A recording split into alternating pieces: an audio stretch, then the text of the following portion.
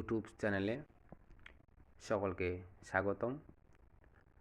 আজকে আমরা চলে এসেছি আবার একটি নতুন ভিডিও নিয়ে। আজকের আমাদের ভিডিও হচ্ছে সেকেন্ড সেমিস্টার এডুকেশন মেজর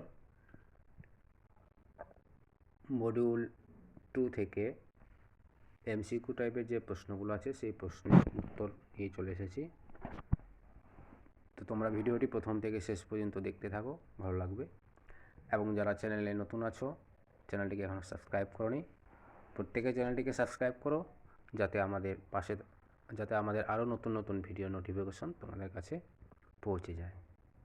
তোমরা দেখতেই পাচ্ছ সামাজিক পরিবর্তন সম্পর্কিত বহু নির্বাচনী প্রশ্ন উত্তর, অর্থাৎ এমসিকিউ টাইপের যে প্রশ্নগুলো আছে সেই প্রশ্নের আমরা এখানে তুলে ধরেছি। এখান থেকে তোমরা ভালো করে পড়ে নেবে, এখান থেকে তোমরা 100% কমন পাবে। সামাজিক পরিবর্তন বলতে কি বোঝায়, এখানে 4টা অপশান দেওয়া আছে, তার সাথে সাথে উত্তরটাও দেওয়া আছে। ক নম্বরে আছে সমাজের কাঠামোর পরিবর্তন, খতে আছে সমাজের মানুষের পরিবর্তন, সমাজের সংস্কৃতির পরিবর্তন হচ্ছে গ, আর ঘ নম্বর আছে সমাজের সব পরিবর্তন। তার উত্তর আমাদের কি হচ্ছে, উত্তর হচ্ছে আমাদের ডি মানে ঘ নাম্বার। নেক্সট প্রশ্ন, সামাজিক পরিবর্তনের কারণগুলি কি কি। এখানেও 4টা অপশান দেওয়া আছে। প্রযুক্তিগত উন্নয়ন একটা, 2 নম্বর হচ্ছে জনসংখ্যা বৃদ্ধি, তারপরে হচ্ছে রাজনৈতিক পরিবর্তন, আর সবার শেষে আছে উপরের সবগুলি কারণের জন্য আমাদের সমাজের পরিবর্তন হয়, তার উত্তর হবে ঘ। নেক্সট প্রশ্ন, সামাজিক পরিবর্তনের একটি উদাহরণ দাও। ঠিক আছে, এখানে বলেছে সামাজিক পরিবর্তন, সমাজ কেন পরিবর্তন হয় তার পিছনে একটা উদাহরণ দিতে বলেছে। কি বলেছে, শিক্ষার উন্নতি, পোশাকের পরিবর্তন, অর্থনৈতিক পরিবর্তন, উপরের সবগুলি। অবশ্যই এটাও শেষের উত্তরটাই হবে, উত্তর হবে ঘ। তারপর নেক্সট, সামাজিক পরিবর্তন সমাজের কোন অংশে প্রভাব ফেলে।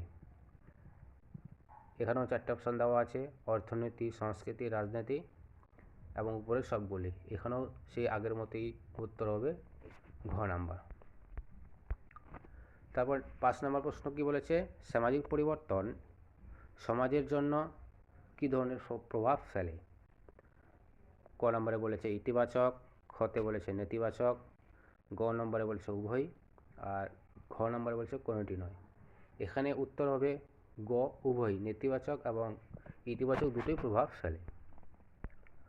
তারপরে আছে 6 নম্বর, সামাজিক পরিবর্তনের একটি প্রধান কারণ কী। ক নম্বরে বলেছে রাজনৈতিক অস্থিরতা, খতে বলেছে অর্থনৈতিক উন্নয়ন, গ নম্বরে বলেছে প্রযুক্তিগত পরিবর্তন, আর ঘ নম্বরে বলেছে সামাজিক আন্দোলন। তো অবশ্যই এর উত্তর হবে ঘ, সামাজিক আন্দোলন। নেক্সট প্রশ্ন 7, সামাজিক পরিবর্তন সাধারণত কেমন হয়। প্রথমে আছে দ্রুত, তারপর হচ্ছে ধীর, তারপরে হঠাৎ করে, তারপরে সবসময়।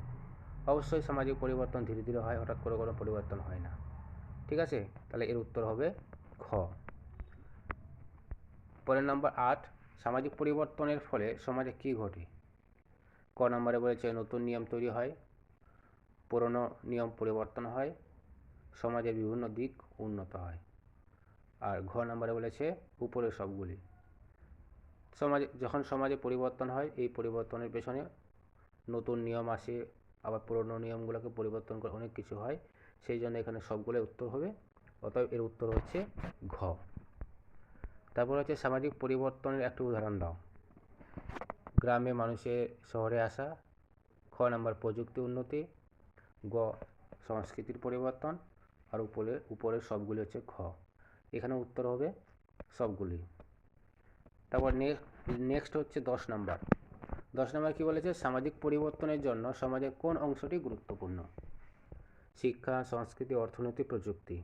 ঠিক আছে, সমাজের পরিবর্তনের পেছনে কোন অংশটি গুরুত্বপূর্ণ, এই প্রশ্নটা একটু ভালো করে দেখবে। ঠিক আছে, কারণ এই প্রশ্নটা অনেক সময় ছেলেমেয়েগুলো তোমরা ভুল করো, এখানে কিন্তু অর্থনীতি হবে। ঠিক আছে, কারণ শিক্ষা যতই থাকুক না কেন, আমার কাছে পয়সা না থাকে বা টাকা পয়সা না থাকে আমি কিছুই করতে পারবো না, অতএব অর্থনীতি আমাদের প্রয়োজন। এখানে উত্তর হচ্ছে গ নাম্বার, অর্থনীতি। নেক্সট চলে আসবো হচ্ছে সমাজ স্তর বিন্যাস কী।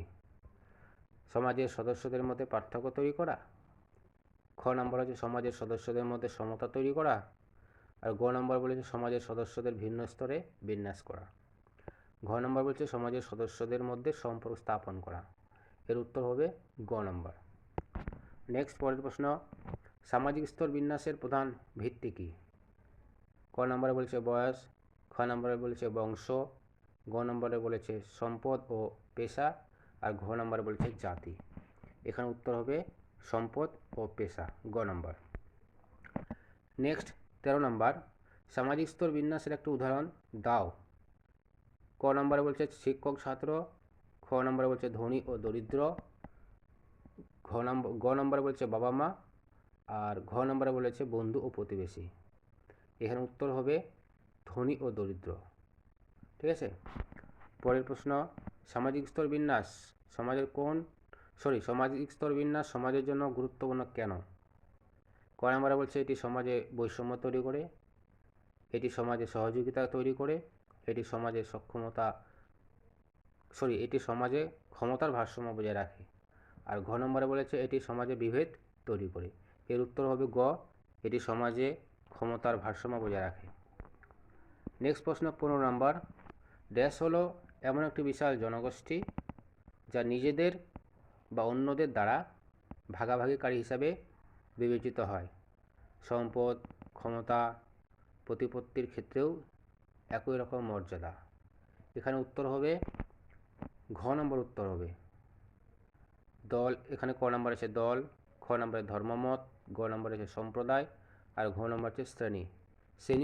এখানে হবে শ্রেণী হলো এমন একটি বিশাল জনগোষ্ঠী, বুঝতে পারলে? দল আসবে না, ধর্মমত আসবে না, সম্প্রদায় আসবে না। ঠিক আছে, সঠিক উত্তর হচ্ছে শ্রেণী।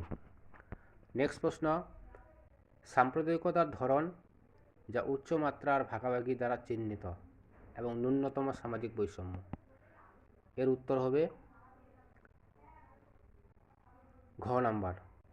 এর উত্তর হচ্ছে খ নাম্বার প্রিমেটিভ।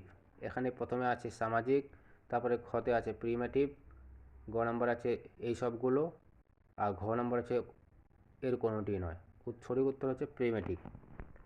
তারপরে 17 নম্বর, যে ব্যবস্থায় বিরাট সামাজিক বৈষম্য এবং কিছুর মালিকানা জড়িত অন্যদের দ্বারা ব্যক্তি। এখানে উত্তর হবে প্রথমে আছে জাতি, তারপর আছে দাসত্ব, তারপরে আছে এর কোনোটি নয়, আর ঘ নম্বর আছে সবগুলো। এখানে উত্তর হবে দাসত্ব।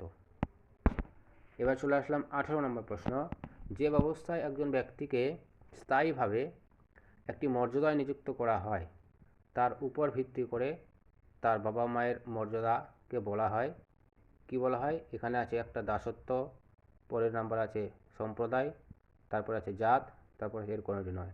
এখানে উত্তর হবে গ, জাত। 19 নম্বর প্রশ্নে কি বলেছে? এই স্তর বিন্যাসের ব্যবস্থা আর উন্মুক্ত। এই স্তর বিন্যাস বলতে এখানে সামাজিক স্তর বিন্যাসের কথা বলা হয়েছে।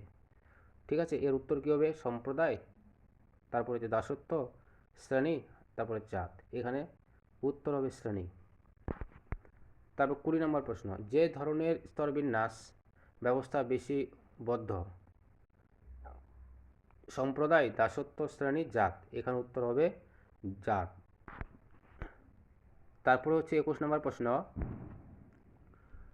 সমাজে গোষ্ঠীর বেঁচে থাকা অত্যন্ত গুরুত্বপূর্ণ এবং মানুষ দলটি যাতে টিকে থাকে তা নিশ্চিত করার জন্য তাদের সম্পদ ভাগ করে নেওয়া।